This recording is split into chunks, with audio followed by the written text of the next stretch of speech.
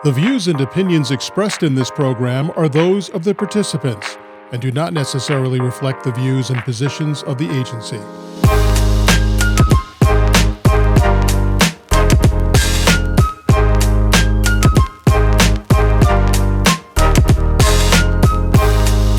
Welcome to DYCD Next Gen.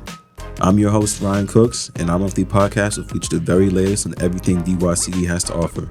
And we will go right to the heart of the story, speaking to people about the issues they face in their daily lives.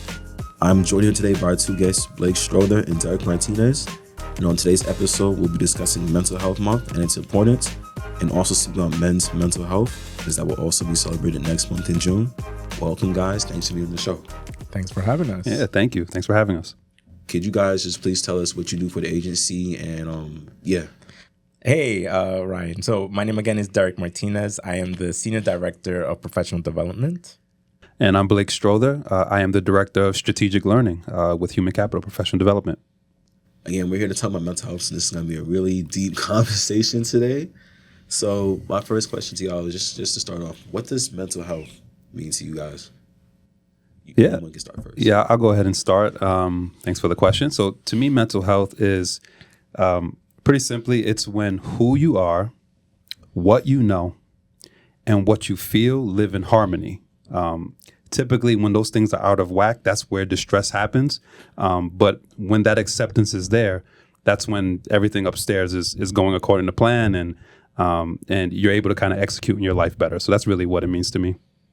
Yeah, I will echo what Blake said and also add, I think for a long time, I felt that mental health was about just being happy. And what I've realized as I've gotten older is that it really is about finding balance, making sure that you're able to take a lesson from anything that happens in your life and just finding balance.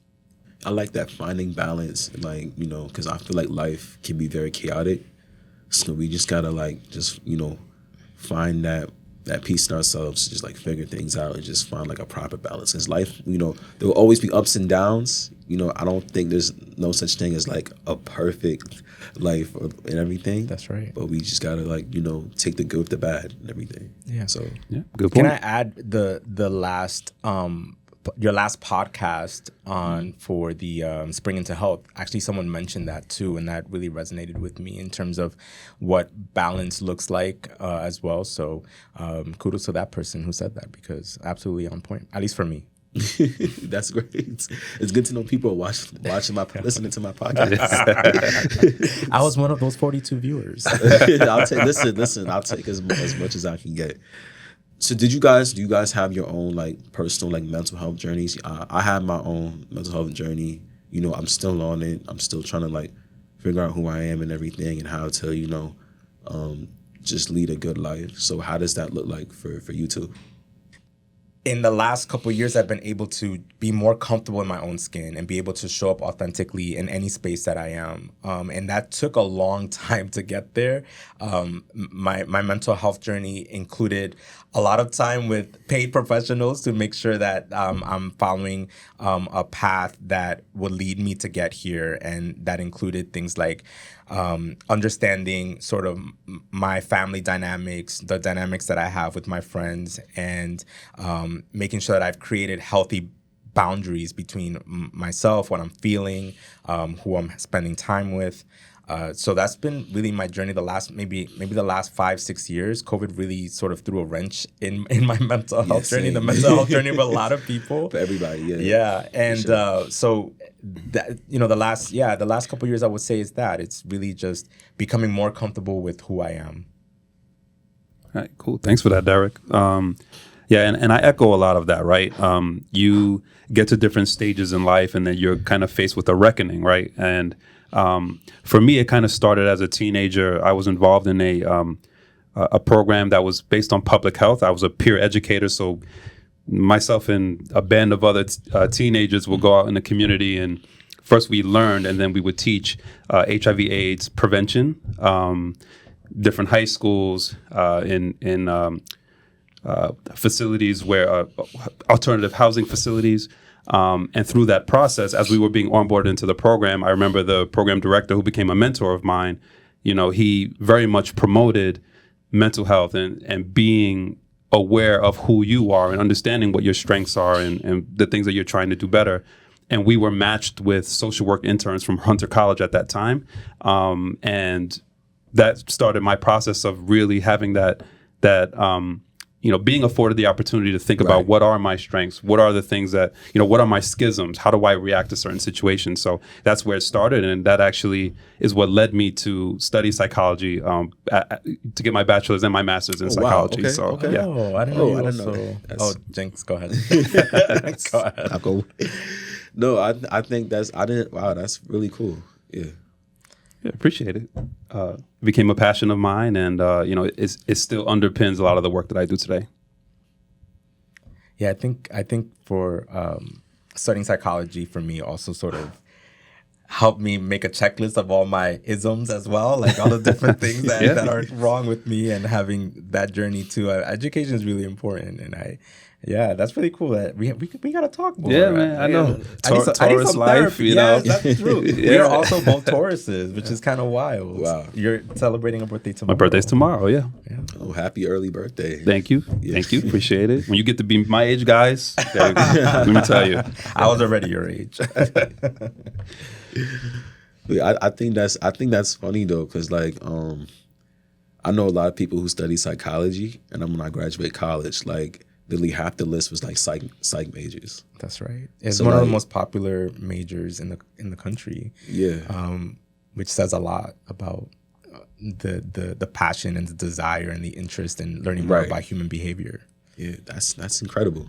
Yeah, for sure. I was actually at a conference. I love that point, Derick, because I was at the conference with Google in February, and they had a panel. One of the people on the panel was one of the heads of CUNY, and they talked about how although job descriptions have all these like technical skills, this and that, project management, when you really filter in what makes people successful at work, it comes down to humanities types of majors and humanities types of skills, including psychology. So the fact that in your experience, you saw like how many people are kind of gravitating towards that. It's kind of the testament. It was like 3 pages deep. Like it was crazy. I'm like, there's so many psych majors. That's like, wow.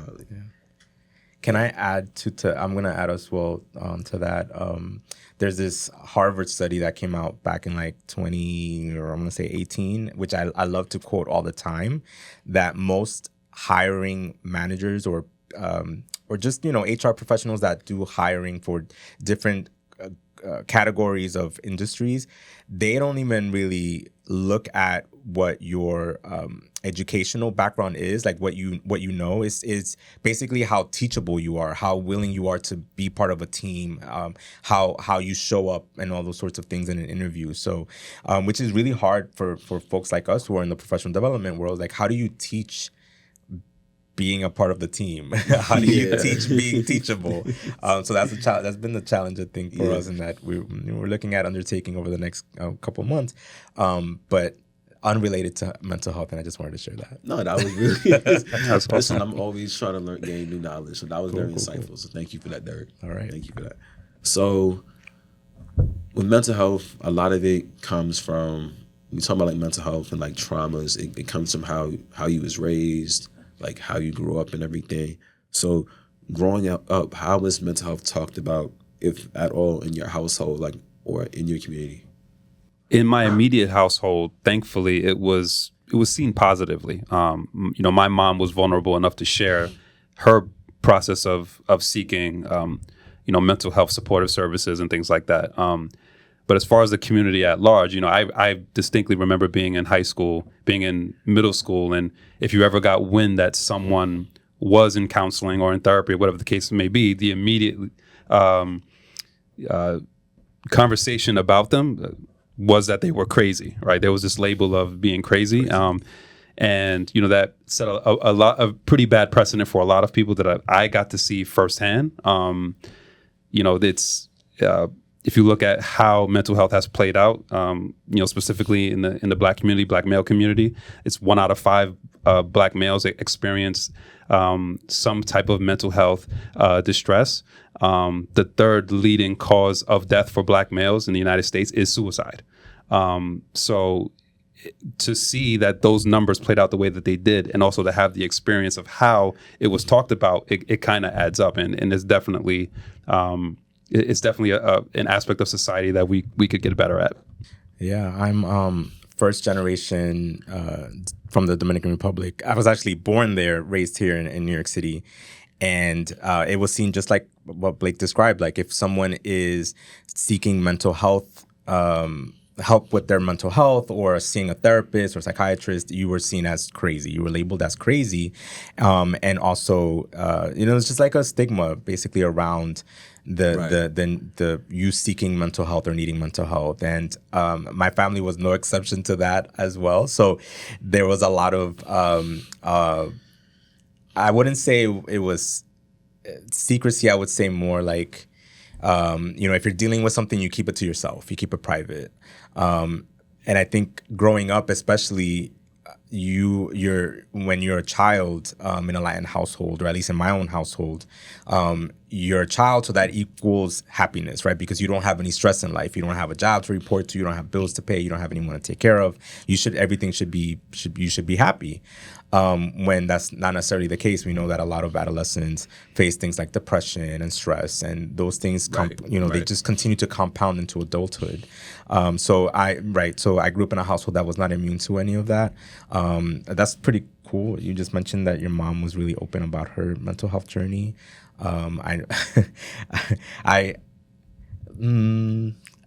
I'll stop there. I don't want to say something inappropriate Have you guys about my family. Have you guys ever opened up to other people, like people that you love or trust when it comes to mental health, or you just kind of just kept it to yourself? So I feel like, as men, and maybe as men of color, you tend to just push all those feelings to the side and just bottle it up, or just not be open to telling people, because you're not sure how they're gonna react, if they'll see you a different way, and just there's a lot of fear that comes with doing those kind of things. So any experiences with that?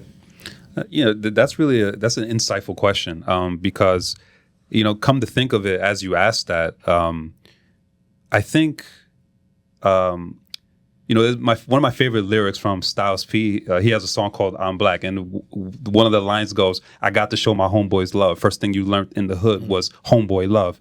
And what I realized was I did have a good number of friends where I would share certain things, but what you also learn, I guess, from socialization is that there's levels to it. You don't share everything. You may share things that, or at least in my experience, I would share things that there was a good chance that we were experiencing something together and we're just not talking about it. But there might be things that have gone on, or that I've seen or gone through, or whatever the case may be, that if it's not affecting me daily, if it is affecting me daily, then there's someone at a higher level that I need to speak to. So to answer the question, yes, to some things, but not everything. I feel like I'm the same way. I don't share everything. I share what I think can be shared at that point in time. Luckily I have friends that are very supportive and everything, and they share things with me too. So I'm just really blessed just to have good people in my circle who are opening to listening to me and supporting me. So yeah, those social circles are really important. I think so I'm super fortunate to have a close group of friends that are basically community and family to me, that I probably share too much information with. And I'm also really fortunate that I have a lot of I have a sister who's 10 months younger than I am, and I have cousins that are very close in age as well with me, and we have probably 3 different group chats going at a time about different things that are happening, not just in our families but are also in our own personal lives. And so I consider just myself really privileged, blessed, lucky to have a circle that I have, and to be able to just pick up the phone and be able to talk to someone if something's going on. I remember, actually, if I can go back to COVID for a moment, I remember one of the last times we came to the office before we completely went remote. All of Lower Manhattan was pretty much empty. There was no people, no traffic or anything, and I was on the verge of having a panic attack just from the sheer silence in Manhattan and like the gravity of the situation we were in. And I immediately picked up the phone and spoke to my cousin, who just like talked me down from from really just having an episode, right? So I'm really fortunate to be able to just have that connection with family members and friends, and I honestly don't think I could be where I am today if it wasn't for them. Oh, that's powerful. Yeah, for sure. That's powerful. Do you think there's been a shift in how men and people of color have approached mental health in recent years? I think there is. There's definitely has been a shift in that. That's a really great question, Ryan. I think it's more talked about now and probably more, it's less stigmatized than it was maybe a couple years ago. I know that, the city itself has a lot of initiatives related to mental health. I think mental health screening questions are now just like standard if you go to the doctor. Where was I? I think I was at the dentist, and they were like, "How are you feeling today? Like, how are you?" I'm like, "Oh, my teeth are fine." Like, no, but how are you really feeling? And I'm like, "What? You're the dentist. What do you care about my mental health?" that bedside service, right? You know? Yeah. So that was really impressive. I hope that everyone's getting those questions from health professionals and from other folks around them. I definitely do think that it's more open now than it probably was 20 years ago. More accepting of men too. We know that men across New York City experience the same amount of anxiety and stress as anyone else, maybe more, because of what they've been tasked with and how they're expected to show up every day. But yeah, I do believe that it's changed. The field has changed. There's more male therapists. There's more, at least in my own circle, men that have seeked out mental health services. So yeah, I've definitely seen a change. Yeah, I have to agree with that.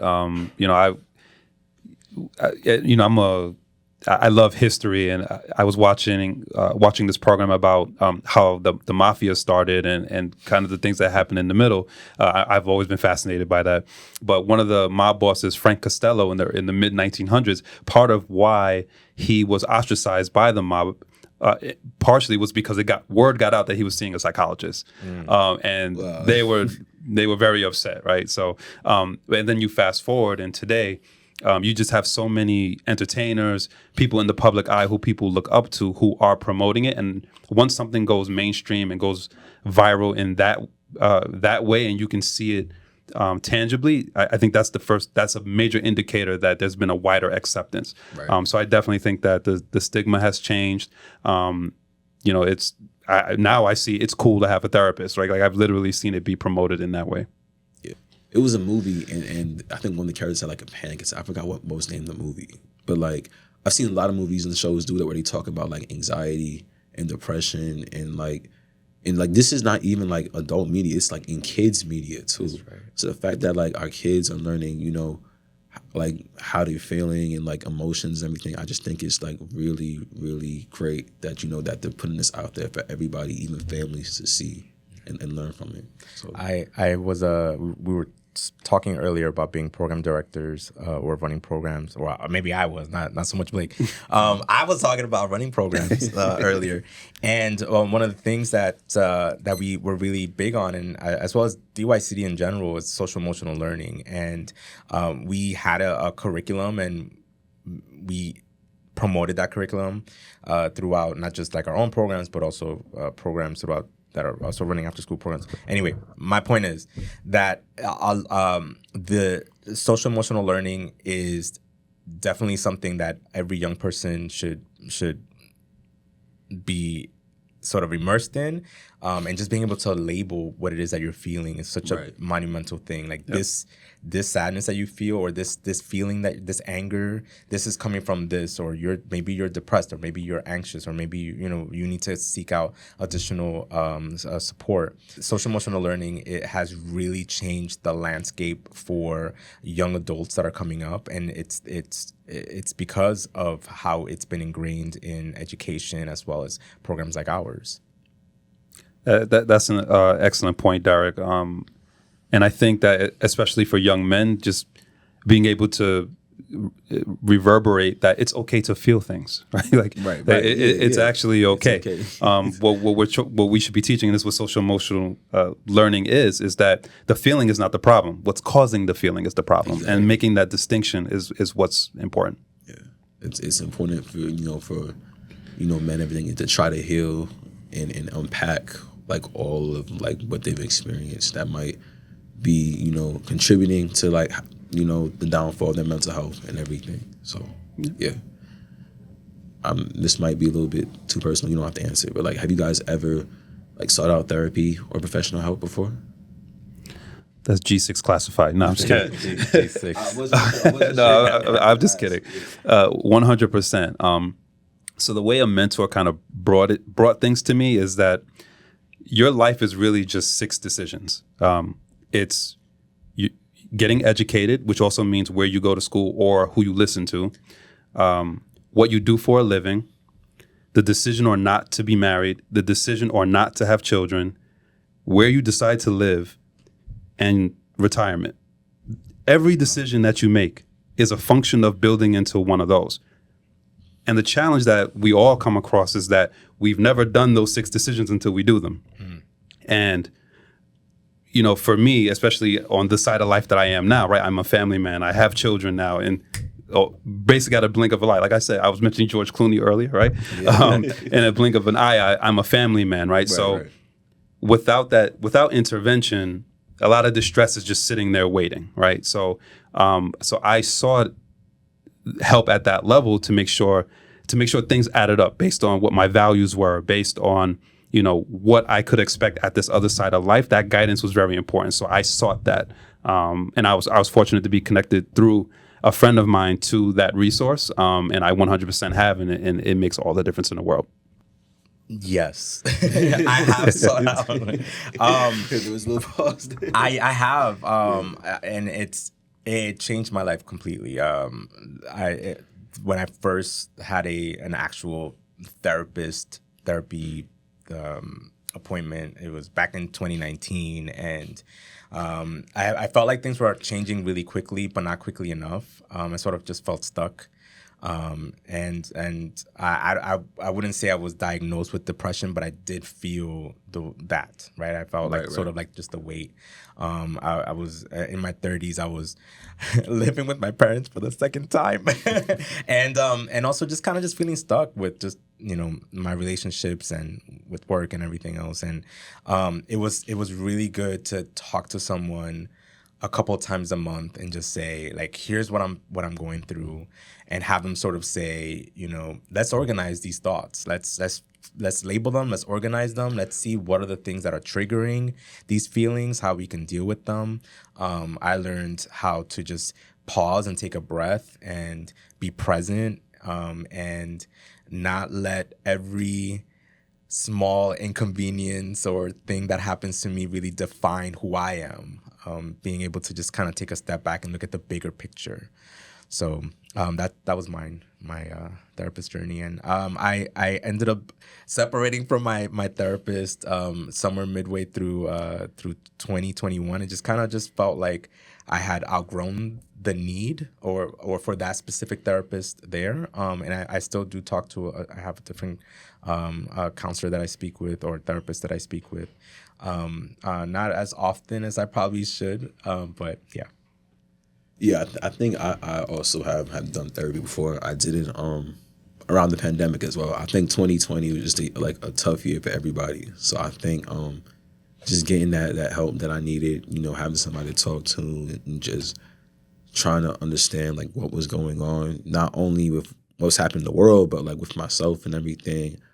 I think it was much needed, and it helped me a lot. And eventually, I did part ways, and now I'm still working on myself, but I'm in a better place.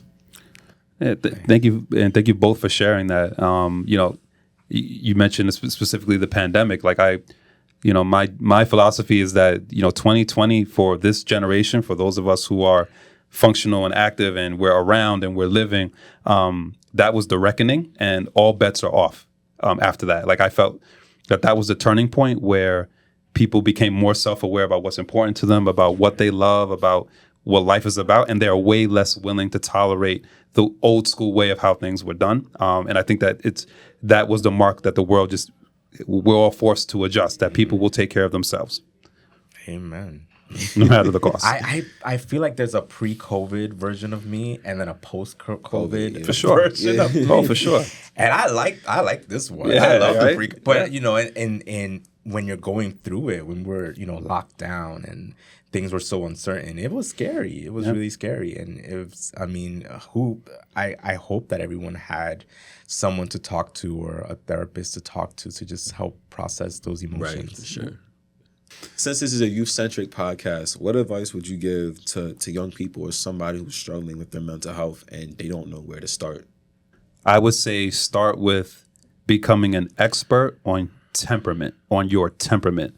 So many things that you may instinctively not be able to adjust to is because it could be a person, a place, an organization, a job that you have. It is simply incompatible with your psychological and your emotional makeup, and that's okay. And a lot of people that's not reinforced to people that it is okay that incompatibility exists.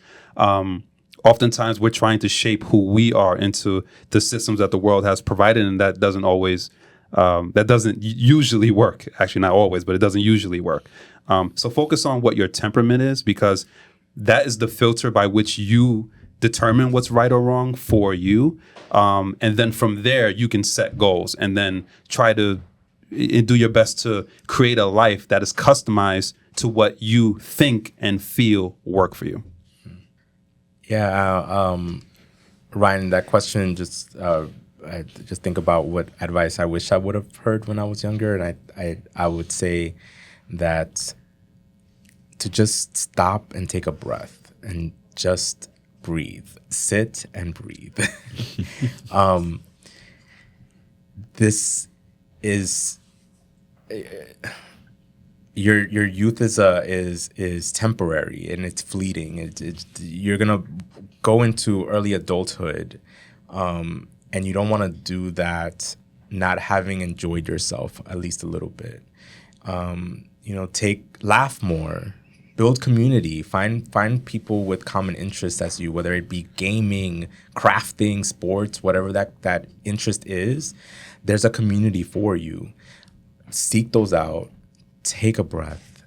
Life is not that serious. Laugh, have fun, because those years are really not going to be around for long. So enjoy your youth while you have it.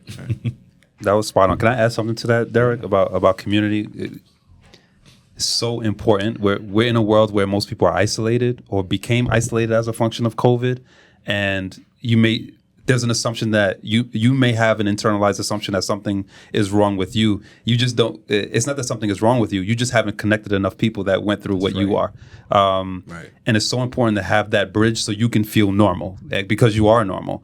And the reason why you want to invest in that is because kind of like a cautionary tale. If you don't understand who you are and how you function, you can actually harm people in ways that you can't unharm them. So you want to be mindful of that, because we all affect each other based on where we came from. So that community aspect, I couldn't agree with more, Derick. Anything else you guys would like to say or bring up? No, happy Mental Health Awareness Month. Invest in yourself. That's all. Yeah, I would say the same. Happy Mental Health Awareness Month. Remember that you are deserving of love, happiness, and prosperity. Well said. Well said. For more information on DYCD, check out nyc.gov/DYCD, or be sure to follow us on Instagram, Facebook, X, YouTube, and LinkedIn.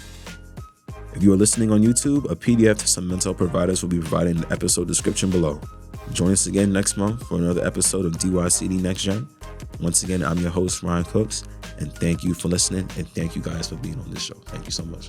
Thank you. Thank you for having us.